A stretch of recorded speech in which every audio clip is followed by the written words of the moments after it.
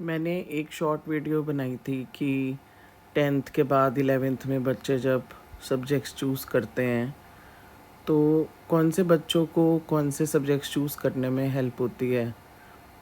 Commerce, arts, science वो जो भी लेते हैं, फिर फर्दर वो उसके हिसाब से अगर आर्ट्स लेते हैं तो लॉयर बनते हैं कई बच्चे होटल मैनेजमेंट करते हैं। और कॉमर्स लेते हैं तो सीए बनते हैं, अकाउंटेंसी वगैरह ये सब करते हैं, बीकॉम। और अगर हम साइंस लेते हैं तो डॉक्टर बनते हैं, और अगर विद मैथ्स लेते हैं तो इंजीनियर्स बनते हैं। तो उसी के बारे में बता रही थी। तो मुझे एक बात और याद आई बाद में कि मैंने सीए का नहीं बताया। तो जिनके बर्थ चार्ट में 5 और 8 नहीं है, उनके लिए सीए, चार्टर्ड अकाउंटेंट बनना, कुछ अकाउंटेंसी से रिलेटेड करना, वो थोड़ा टफ होता है। जैसे मैंने बताया कि फ़ोन नंबर जिसका हो उसके लिए इंजीनियरिंग थोड़ी इजी होती है, और जिसका नहीं है उसके लिए बहुत टफ होती है। और जो 3 और 7 हो तो डॉक्टर्स, आईएएस ऑफिसर्स ये बन सकते हैं। और जिनका 5 और 8 नहीं है उनके लिए ऐसे ही चार्टर्ड अकाउंटेंट बनना थोड़ा टफ होता है।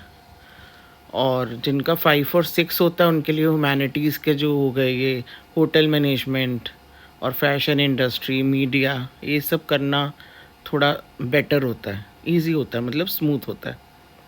तो यही मुझे बाद में याद आया कि मैंने सीए के बारे में नहीं बताया, तो मुझे लगा कि मैं एक बारी और व्लॉग बना के। और जो लोग अकाउंट्स लेते हैं, मोस्टली बच्चे कॉमर्स भी बहुत लेते हैं, तो उनको थोड़ा हेल्प हो जाएगा, पेरेंट्स को, मेंटर्स को, कि अगर उनका 5 और 8 नहीं है तो उनको कुछ ऐसी फील्ड जो उनके बर्थ चार्ट में नंबर्स हैं वो वाली फील्ड ले लें, तो उनके लिए इजी भी हो जाएगा करियर, और थोड़ा स्मूथ भी हो जाएगा, और उनका मार्क्स भी अच्छे आएंगे, और उनका डिस्टिंक्शन आएगा, और स्कॉलरशिप भी मिल सकता है। ऐसे बहुत सारे प्रिविलेजेस मिलते हैं जब बच्चे के डिग्री के साथ साथ एक एकेडमिक स्कोर भी अच्छा हो। तो यही बताना चाह रहे थे आपको। मतलब प्रेशर नहीं डालना चाहिए बच्चों पे, बेसिकली पेरेंट्स को, कि देखो उस रिश्तेदार का बच्चा डॉक्टर बना है तो आपको डॉक्टर ही बनना है, वो रिश्तेदार कनाडा चला गया इंजीनियर बन के तो आपको भी कनाडा ही जाना है। ये सब जो एक नरेटिव सेट हो जाता है, और फिर वो सब पूरी रिश्तेदारों में फैलने लग जाता है कि बच्चों को प्रेशराइज करो और उनको वही करने के लिए बोलो जो सब के बच्चे कर रहे हैं। ऐसा नहीं करना चाहिए। बच्चे का बर्थ चार्ट भी देखो, बच्चे की कैपेबिलिटी देखो, बच्चे का सबसे पहले तो इंटरेस्ट देखो। अगर उसका इंटरेस्ट नहीं है किसी चीज़ को करने में, वो तो वैसे ही नहीं करनी चाहिए। बर्थ चार्ट तो बात की बात है। अगर बच्चे का इंटरेस्ट है किसी चीज़ में, उसके बाद उसके अकॉर्डिंगली उसके नंबर्स भी देख सकते हो आप, जिससे कि उसके लिए एक स्मूथ फंक्शनिंग हो जाए लाइफ में चीज़ें एक्वायर करने के लिए। देखो, न्यूमरोलॉजी कोई ये नहीं है कि हाँ हमने बोल दिया तो वही है। न्यूमरोलॉजी ये है कि आपको हेल्प हो। न्यूमरोलॉजी आपका काम आसान करेगी।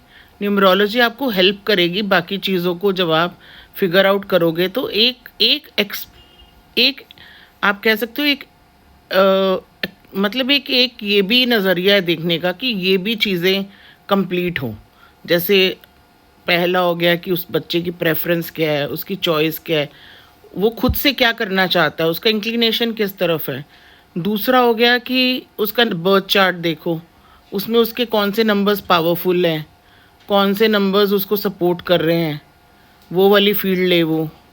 और तीसरा, जो उसको जो जिससे वो करके खुश हो, वो ऐसे नहीं पढ़े कि उसके लिए बर्डन हो, वो ऐसे पढ़े कि उसके लिए वो एक मतलब एक होता है ना, एक असाइनमेंट आप खुशी खुशी करते हो कि हाँ मुझे तो यही बनना है और मैं यही कर रहा हूँ। तो उसके लिए बहुत हैप्पीनेस एक डिफरेंट तरह की होती है। तो वही मेरा मैसेज है आप लोगों को कि न्यूमरोलॉजी भी बहुत इम्पॉर्टेंट है, बहुत इम्पॉर्टेंट है, बट चॉइस भी। Thank you.